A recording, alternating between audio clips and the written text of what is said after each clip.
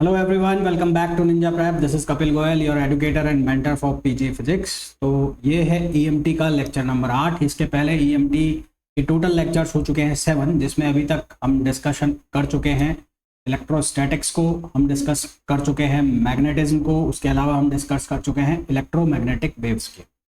अभी फर्दर जितने भी लेक्चर्स आएंगे उसके अंदर हम डिस्कस करेंगे ईएमआई यानी कि इलेक्ट्रोमैग्नेटिक इंडक्शंस को। कुछ एक पार्ट में मैग्नेटिज्म इन मैटर का भी लूंगा। इसमें मैं आपको क्वेश्चंस बताऊंगा कि जो परमेबिलिटी होती है, जो फेरोमैग्नेटिज्म, पैरामैग्नेटिज्म और डाईमैग्नेटिज्म के ऊपर किस तरह के क्वेश्चन आते हैं। एंड देन एक लेक्चर मैं लूंगा आरएलसी सर्किट का। इस तरह से आपके ईएमटी के अराउंड 200 टू 210 क्वेश्चन हो जाएंगे, which is enough for your examination.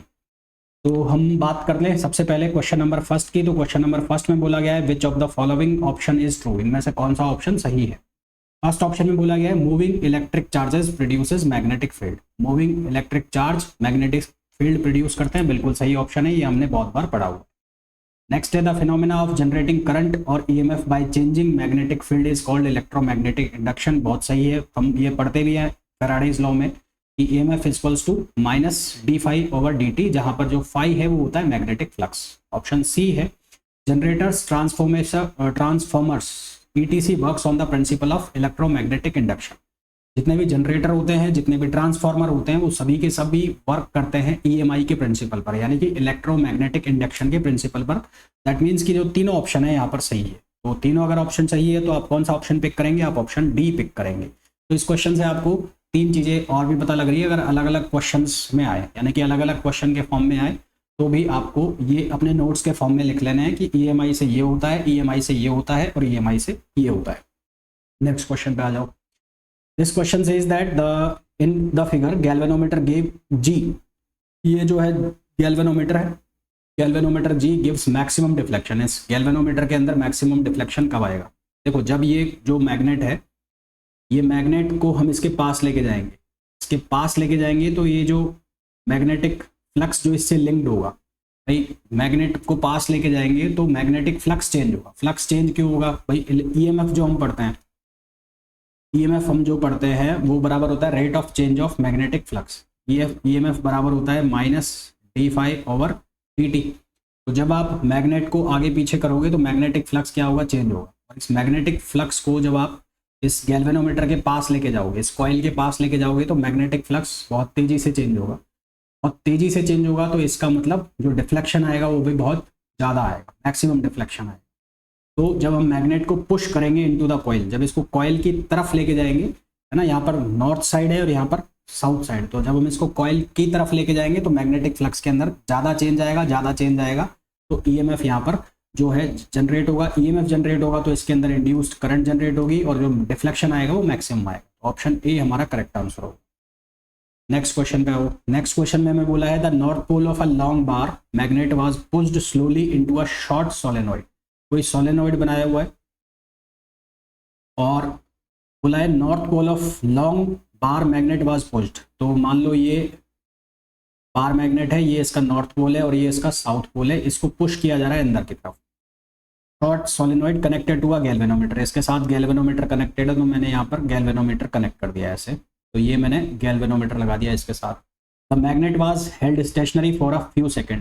Magnet को कुछ देर, मान लो यहाँ पर ही हमने एक जगह पर रोक लिया, stationary at a point few seconds के लिए, with the north pole in the middle of the solenoid. अब ये इसके अंदर आ गई, तो नॉर्थ पोल जो है, नॉर्थ पोल जो है वो मिडिल में है। ये नॉर्थ पोल की पोजीशन कहाँ है? मिडिल में है इस टाइम, सोलेनॉइड के अंदर of the solenoid, and then withdrawn rapidly, और फिर इसको एकदम तेजी से बाहर निकाला जाता है। The maximum deflection of the galvanometer was observed when the magnet was. First option है moving towards the solenoid, second option है moving into the solenoid, third option है at rest inside the solenoid, और fourth है moving out. देखो अंदर तो ये पहले ही है, अंदर ये पहले ही है, अब ये तेजी से अगर बाहर निकलेगी तो इसका मैग्नेटिक फ्लक्स जल्दी से चेंज होगा, जल्दी से चेंज होगा तो इसका मतलब डिफ्लेक्शन भी ज़्यादा है। पहले ऑप्शन में लिखा है मूविंग टुवर्ड्स द सोलेनॉइड, तो मूविंग टुवर्ड्स सोलेनॉइड के अंदर ये है। तो दूसरा है moving into the solenoid, into तो पहले ही है और अंदर और भी करोगे तो ये धीरे चलेगी, धीरे चलेगी तो इसमें मैग्नेटिक फ्लक्स इतना ज़्यादा चेंज नहीं होगा। चेंज कब होगा? जब ये तेजी से बाहर निकलेगी, तेजी से बाहर निकलेगी तो मैग्नेटिक फ्लक्स इसका क्या करेगा? चेंज करेगा। वो बहुत जल्दी चेंज करेगा, जल्दी चेंज करेगा तो इसका मतलब इसका जो डिफ्लेक्शन है वो मैक्सिमम होगा। हमारे पास जो करेक्ट आंसर आएगा इसका वो क्या आएगा, डी आएगा, moving out of the solenoid. Next question पे आओ। The magnetic flux linked with the coil of n turns of area of cross section A held with its plane parallel to the field B। Magnetic flux की direction मान लो ये है और जो area of cross section है वो भी पैरेलल है। दोबारा से बना देता हूँ एक बार। लेट सपोज ये एरिया ऑफ क्रॉस सेक्शन है और मैग्नेटिक फील्ड की डायरेक्शन भी ये है और ये एरिया ऑफ क्रॉस सेक्शन है, ये दोनों एक दूसरे के पैरेलल है। जब हम फाई निकालते हैं, फाई बोले तो मैग्नेटिक फ्लक्स, वो बराबर होता है B dot A area vector को। एरिया वेक्टर क्या होता है, जो भी सरफेस है उसके हमेशा परपेंडिकुलर जाता है, तो ये एरिया वेक्टर होगा, एरिया वेक्टर। अब एरिया वेक्टर और मैग्नेटिक फील्ड दोनों एक दूसरे के परपेंडिकुलर हो गए, यानी कि BA cos 90 डिग्री हो गया, और cos 90 क्या देगा, जीरो वैल्यू, तो इसका आंसर क्या आ जाएगा, जीरो आंसर। ठीक है, नेक्स्ट क्वेश्चन पे आओ। This question says that a square of side x metre lies in the xy plane in a region where the magnetic field is given by, magnetic field की value हमें given है B equals to B naught 3i cap plus 4j cap plus 5k cap, ये magnetic field की value है। B naught constant है। Magnetic flux passing through the square, हमें ये निकालना है। तो मैग्नेटिक फ्लक्स किसके बराबर होता है, B डॉट A। तो एरिया जो है वो XY प्लेन में है ना, स्क्वायर है।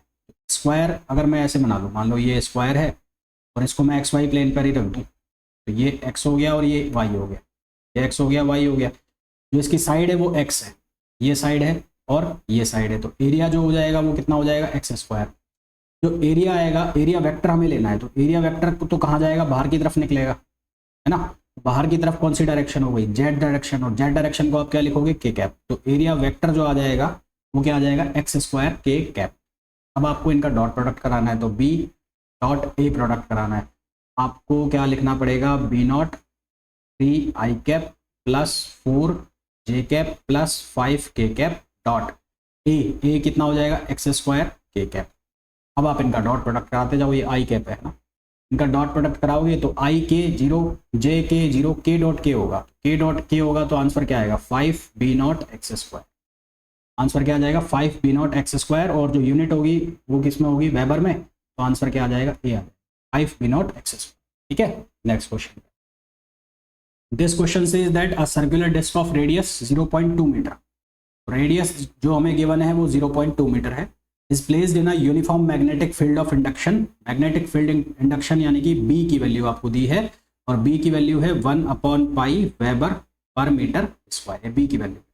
इन सच अ way that its axis makes an angle 60 degree with B, यानी कि जो थीटा है उसकी वैल्यू आपको 60 डिग्री दी है। आपको फ्लक्स की वैल्यू निकाल, फॉर्मूला लगाना है BA cos 60 degree.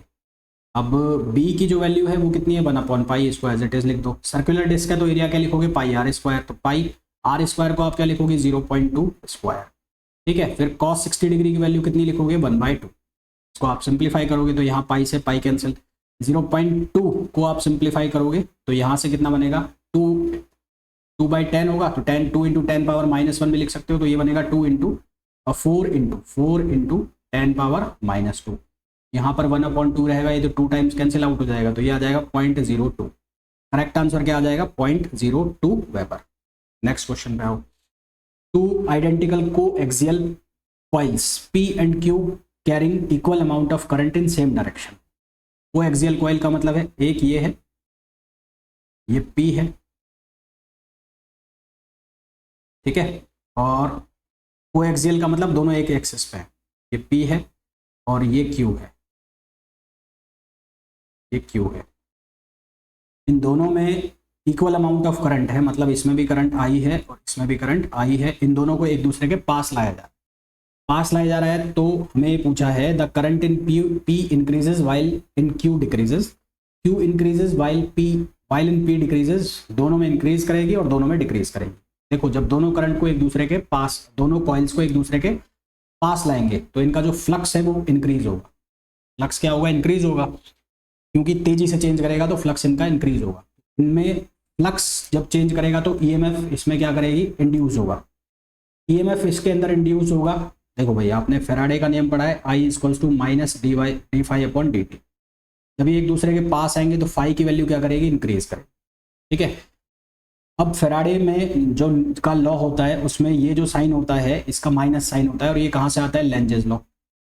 Lenz's law ये कहता है कि जो ईएमएफ है, जो ये माइनस साइन है, वो ये बताता है कि यहाँ पर जो ईएमएफ इंड्यूस हुआ है या जो करंट इंड्यूस हुई है उसकी डायरेक्शन हमेशा उसके ऑपोजिट डायरेक्शन में होगी जिसके कारण वो डेवलप हुई।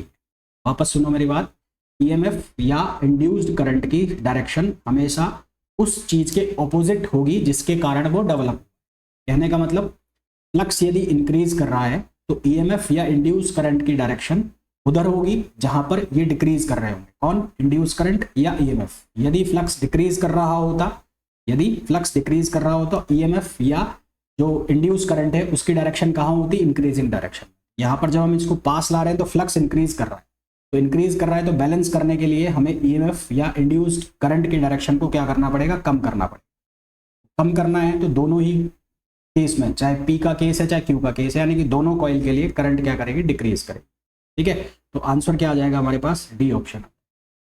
नेक्स्ट क्वेश्चन पे आओ। क्वेश्चन नंबर 8, इसके अंदर बोला गया है as a result of change in the magnetic flux linked to the closed loop shown in the figure, an EMF V volt is induced in the loop.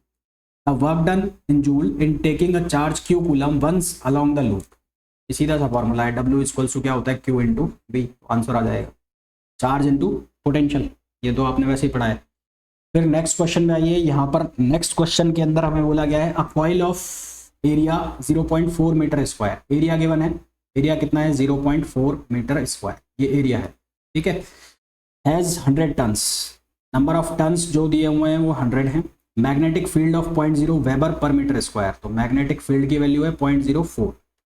Is acting normal to the coil surface, acting normal to the coil surface, यानी कि अगर ये coils है ना और coil की surface की normal लग रही तो यानी कि बी डॉट ए दोनों एक डायरेक्शन में हो गए, बी डॉट ए दोनों एक डायरेक्शन में हो गए। दैट मीन्स कि थीटा की वैल्यू कितनी हो गई? 0 डिग्री, 90 डिग्री, 0 डिग्री हो गई। थीटा की जो वैल्यू हो गई वो 0 डिग्री हो गई। ठीक है, और बी की वैल्यू मैंने लिख दी है यहाँ पर। If the magnetic field is reduce to 0 in point, यानी कि चेंज इन टाइम की जो वैल्यू है वो हमें गिवन है 0.01 सेकेंड। हमें क्या निकालना है? Induced EMF. तो इंड्यूस्ड ईएमएफ कितना हो जाएगा? D phi over D T, है ना। और फाई जो है वो किसके बराबर होता है? B A, B dot A. तो ए डॉट प्रोडक्ट इनका क्या हो जाएगा? बी ए ही हो जाएगा, क्योंकि कॉस थीटा जो एंगल है थीटा वो 0 डिग्री है, तो कॉस 0 क्या वैल्यू देगा? 1। नंबर ऑफ कॉइल्स को भी यहाँ पर अगर आप कंसीडर करते हैं तो ईएमएफ की वैल्यू हो जाएगी एन बी ए और अपॉन डी टी। ठीक है, अब आप वैल्यू सब्सटीट्यूट कर दो। एन की वैल्यू आपको गिवन है, एन की 100, एरिया की वैल्यू आपको गिवन है 0.4 और मैग्नेटिक फील्ड की वैल्यू आपको गिवन है 0.04 और टाइम की जो वैल्यू है आपको गिवन है 0.01। इसको आप सिंप्लीफाई करोगे तो आंसर आ जाएगा 160।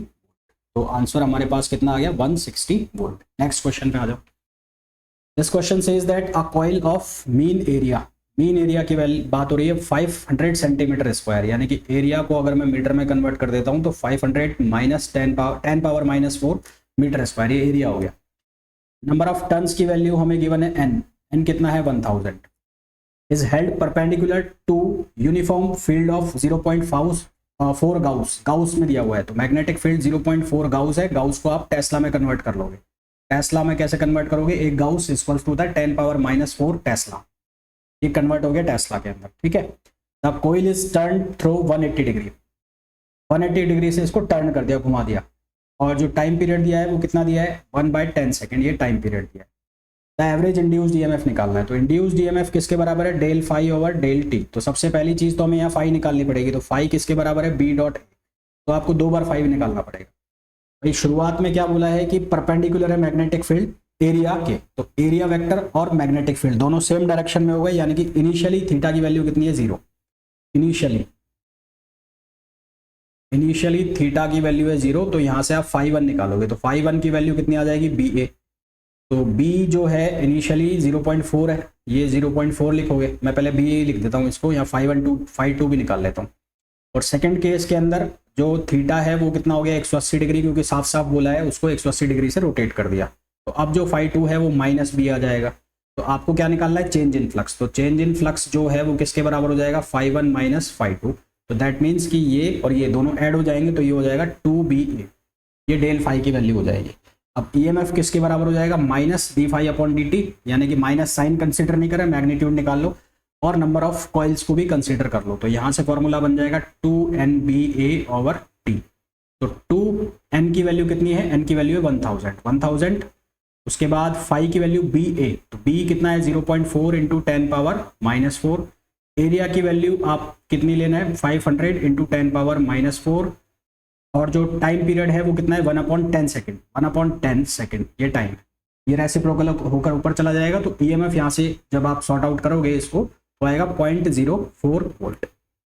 ठीक है, ईएमएफ की जो वैल्यू है वो कितनी आ जाएगी 0.04 वोल्ट। नेक्स्ट क्वेश्चन का ये, this question says that a long solenoid with 10 turns per centimetre has a small 10 turn पर सेंटीमीटर। तो n/l की वैल्यू आपको दी 10 टर्न्स पर सेंटीमीटर, पर सेंटीमीटर है, मीटर में कन्वर्ट करोगे तो ये हो जाएगा 1000 पर मीटर। ये n/l की वैल्यू आ गई।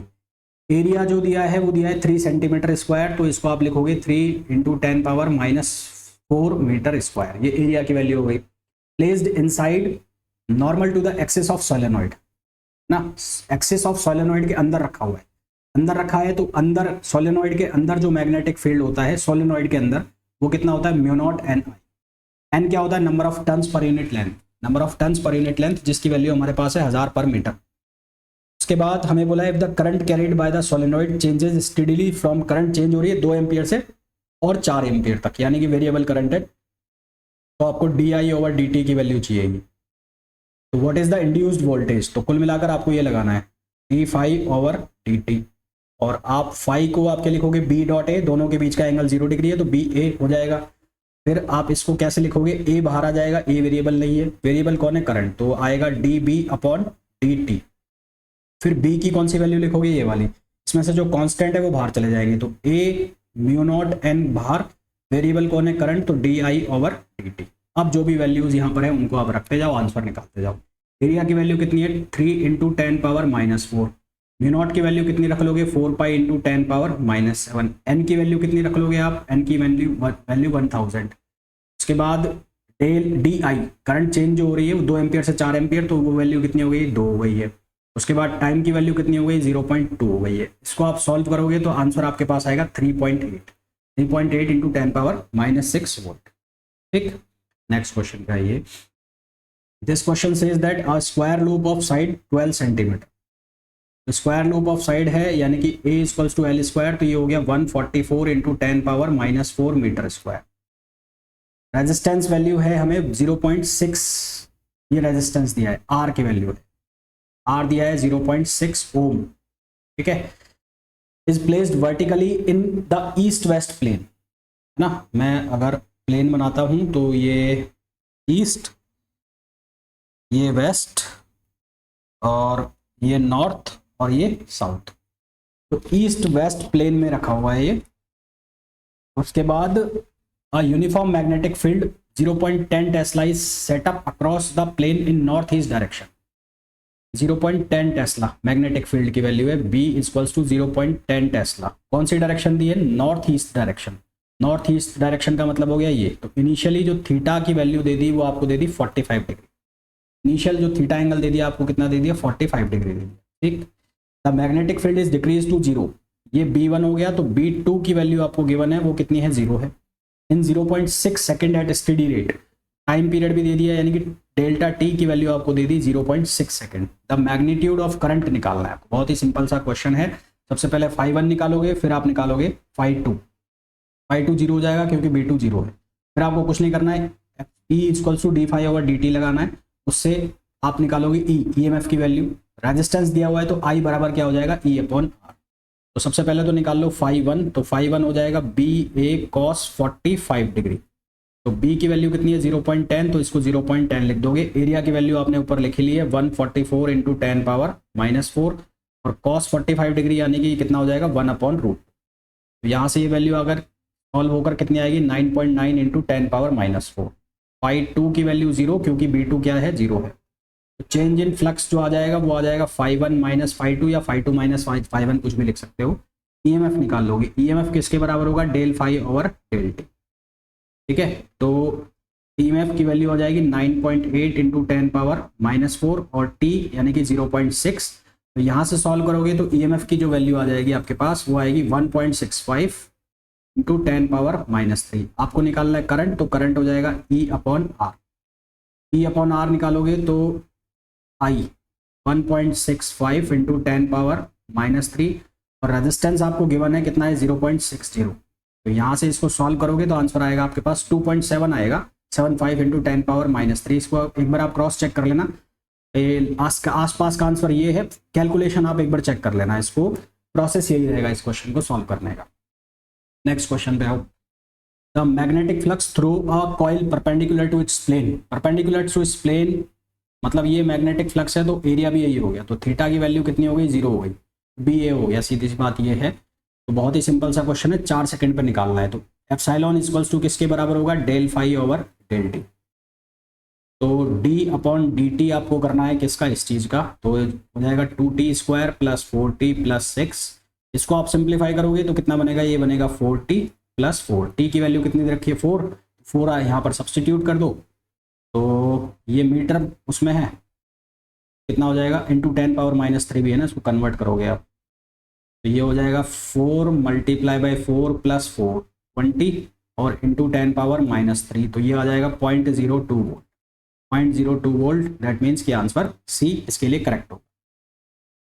Next question, a closed iron ring is held horizontally and a bar magnet is dropped the ring with its length along the axis of the ring. Closed iron ring is held horizontally, horizontally iron ring को रखा गया है, यानी कि ये ऐसे रख दिया, and a bar magnet is dropped through the ring when its length along the axis of the ring. मैं इसको ऐसे बनाता हूँ, ये रिंग है और ये बार मैग्नेट को इसको गिराया जा रहा है इसके एक्सिस के along. Acceleration of the falling magnet is, falling magnet का एक्सेलरेशन क्या हो, ठीक है। तो acceleration of the magnet will not be equal to G. ये जो, क्योंकि हम ये पढ़ते हैं कि कोई भी चीज जब गिर रही है तो उसका जो एक्सेलरेशन है वो ग्रेविटेशनल एक्सेलरेशन के बराबर होता है, तो जी के बराबर नहीं होगा। क्यों नहीं होगा, it will be less than the G, इसकी वैल्यू जी से कम होगी। कारण क्या है, जब मैग्नेट नीचे आएगी, जैसे मैग्नेट जब किधर की तरफ नीचे गिरेगी, नीचे की तरफ आएगी, तो यहाँ पर जो इसका फ्लक्स है, कॉइल है ना, क्लोज्ड आयरन रिंग है, तो flux linked with the ring changes. Flux जो इस जो रिंग के साथ लिंक है वो चेंज होगा, और ये चेंज होगा तो इसके अंदर इंड्यूस्ड करंट क्या होगी, डेवलप होगी, ठीक है। और ये जब इंड्यूस्ड करंट डेवलप होगी तो वो इसके ऑपोजिट डायरेक्शन में होगी, क्योंकि ये पास आ रहा होगा तो फ्लक्स बढ़ेगा। और हम ये बात कर चुके हैं कि जो इंड्यूस्ड करंट है वो हमेशा उस कारण को अपोज करेगी जिसके कारण वो डेवलप हो रही है। तो इंड्यूस्ड करंट की वैल्यू, फ्लक्स क्योंकि इंक्रीज हो रहा है तो वो हमेशा उस डायरेक्शन में होगी जहां पर फ्लक्स को डिक्रीज किया जा सके।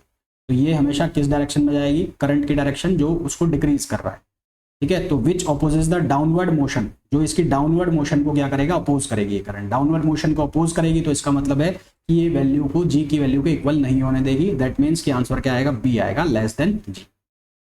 समझ गए। नेक्स्ट क्वेश्चन पे आ जाओ। इस क्वेश्चन में बोला गया है कि a conducting circular loop is placed in a uniform magnetic field. Uniform magnetic field B की वैल्यू आपको दी है 0.025 tesla with its plane perpendicular to loop. इससे मतलब ये निकलता है कि थीटा की वैल्यू 0 है। The radius of the loop is made to shrink at constant rate, यानी कि आपको dr/dt की वैल्यू दी है।